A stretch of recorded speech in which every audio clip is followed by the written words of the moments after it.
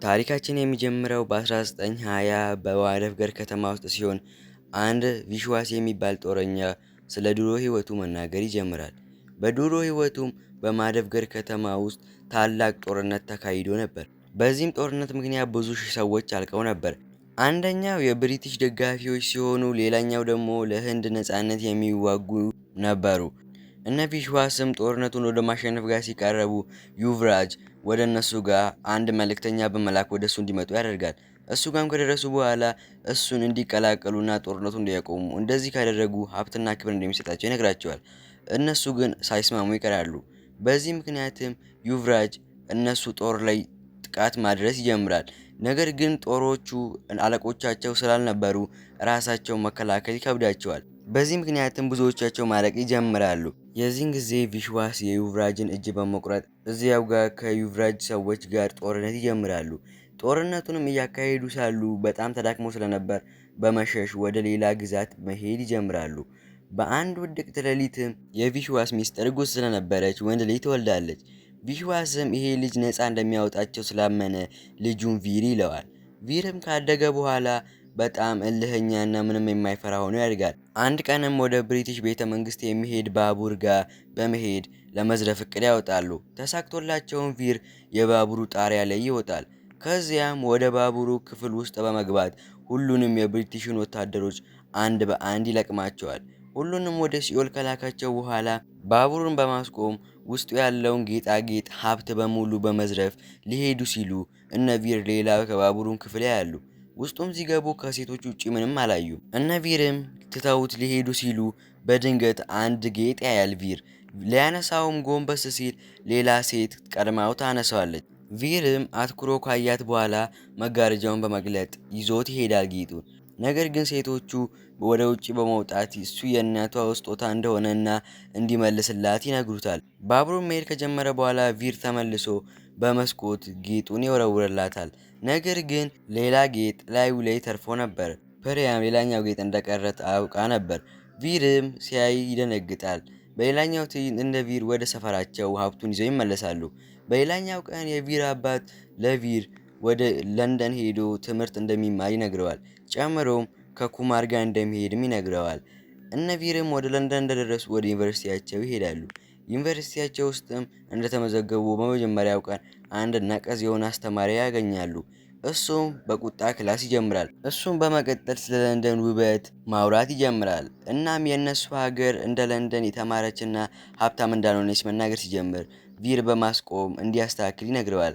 አስተማሪውም በመናደድ ስለ ህንድ መጥፎ ነገሮችን መናገር ሲጀምር ቪር በማስቆም ስለ ሀገሩ ምንም አይነት መጥፎ ነገር እንዳይናገር ያስጠነቅቀዋል።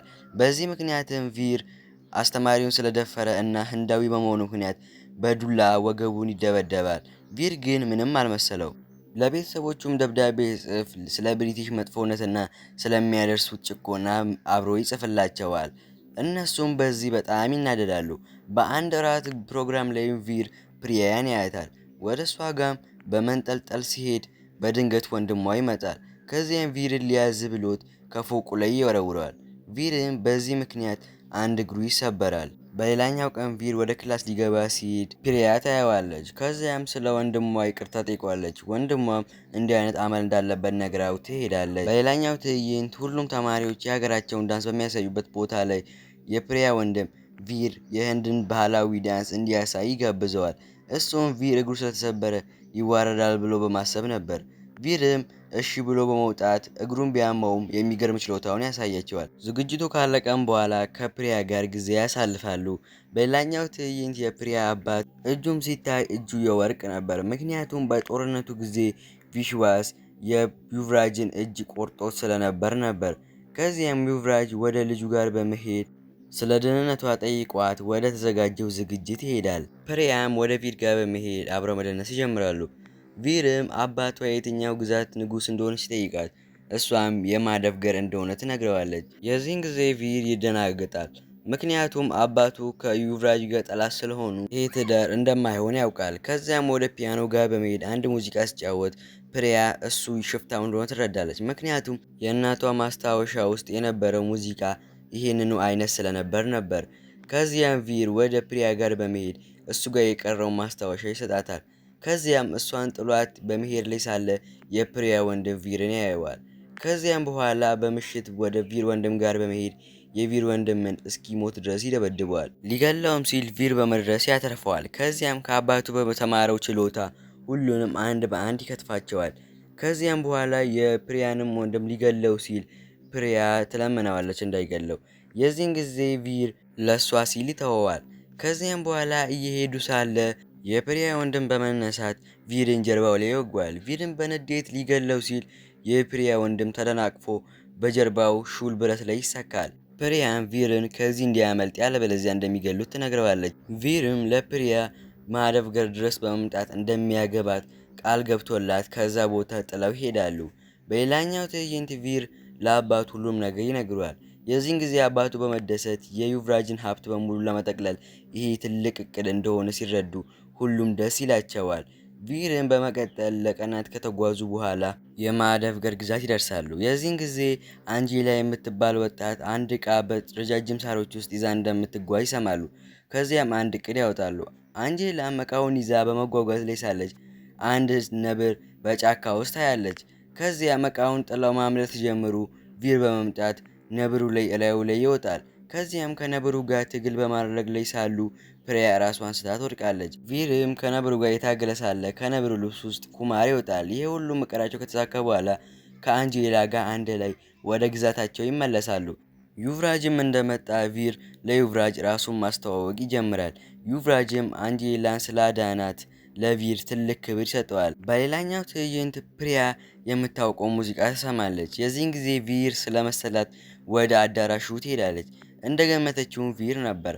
አብረውም ከደነሱ በኋላ ቪር ወደ አባቱ ጋር በመመለስ ለአባቱ ትልቅ እቅድ እንዲያወጡና ማደፍገርን እንደሚወሩ ይነግረዋል። ምክንያቱም ፕሪያ አባቷ ቪር የሽፍታ ልጅ እንደሆነ ካወቀ እንደማይድረስ ስለነገረችው ነው። እነ ቪርም እቅዳቸውን ካወጡ በኋላ ይለያያሉ። በሌላኛው ትዕይንት ብሪቲሾች አንድ ወጠምሻ ሰው በማምጣት ይሄ ሰው ህንድን ወክሎ የሚመጣውን ሰው ካረታ ወይም ካሸነፈ ህንዶች በብሪቲሽ ቀኝ እንደሚገዙ ይነገራቸዋል። የዚህን ጊዜ ሁሉም ህንዶች አንገታቸውን ይደፋሉ። ነገር ግን ቪር ሲመጣ ሁሉም ይደሰታሉ። ቪርን በመምጣት እሱ እንደሚፋለም ይነግራቸዋል። ፍልሚያውም እንደተጀመረ ቪር የበላይነቱን ይወስዳል። ነገር ግን ቪር በመሃል ማጥቃትም መከላከልም ያቆማል። በዚህ ምክንያትም ተመቶ ይወድቃል። ሊገደልም ጫፍ ላይ ሲደርስ ፕሪያ በመነሳት ቪርን እንዲህ እንዳያደርግ ትነግረዋለች። የዚህን ጊዜ ቪር ሰውየውን አንገቱን ቀጭቶ ይገላግለዋል። ከዚያም ለዩቭራጅ ንጉሱ እሱ የቢሽዋስ ሽፍታው ልጅ እንደሆነና ልጁን ለማግባት እንደመጣ ይነግረዋል። ፕሪያም ሮጣ በመሄድ ቪርን ታቅፈዋለች። ዩቭራጅን በመምጣት ቪርን ፕሪያን ለማግባት ከፈለገ አባቱን እንዲገል ይነግረዋል። ቪርም ለአባቱ ሁሉንም ሲነግረው አባቱ እንዲስማማ ይነግረዋል። ቪርም ወደ ማደፍገር በመመለስ ከፕሪያ ጋር ሌሊቱን አንድ ላይ ያሳልፋሉ። በነጋታው ወደ ፍልሚያው ቦታ እንደሄዱ አባትና ልጅ አስደንጋጭና ኃይለኛ ፍልሚያ ማድረግ ይጀምራሉ። በመሃል ግን ዩቭራጅ ቪሽዋስ ላይ ለመተኮስ ሲያስብ ቪርን የተኮሰው ጥይት ይመታዋል።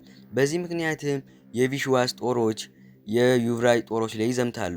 ቪርም በተመታ ሰውነቱ ተፋልሞ እንደምንም ከጨረሷቸው በኋላ ዩቭራጅንም ከሟቾቹ መካከል አንዱ ያደርጉታል። በመጨረሻም ባለችው ጉልበት ቪር ባንዲራቸውን ይሰቅላል። ከዚያም ለአባቱ ፕሪያን እንዲከባከባትና እንዲጠብቅለት ነግሯት ለፕሪያም እንደሚያፈቅራት ነግሯት እዚያው ጋር የቪር ህይወት ያልፋል። ታሪካችንም ወደ አሁኑ ጊዜ በመመለስ የቪር ልጅ ይወለዳል። የቪርም ልጅ ቁርጥ ቪርኑ ነበር የሚመስለው። ታሪካችንም እዚህ ላይ ያበቃል።